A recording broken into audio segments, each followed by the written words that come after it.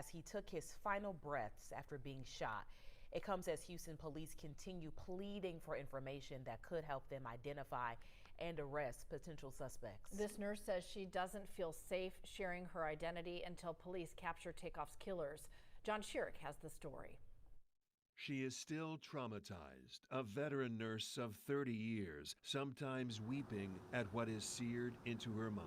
And I heard pow, pow, pow, pow, pow, and it stopped. Then she heard screams. The nurse lives in an apartment in Houston, near the bowling alley where Atlanta's own Takeoff was shot to death outside. She didn't know at first that it was Takeoff who had just been shot. She didn't know that the man screaming for help was Takeoff's uncle, Quavo, two of the three members of the world-renowned group Migos. The nurse first ran out to her balcony. My neighbors were underneath me. I said, "Did y'all hear that?" That sounded like gunshots. And at that, the nurse ran outside, through the crowd, shouting, "I'm a nurse, I'm a nurse." Quavo shouting, "Please, please help." She kneeled next to Takeoff. His head was this way and up, and his eyes were rolled back and fixed. The nurse, now a target of social media critics who have watched videos from the scene and say she didn't do enough, didn't do CPR. That would not be appropriate, especially with a gunshot wound.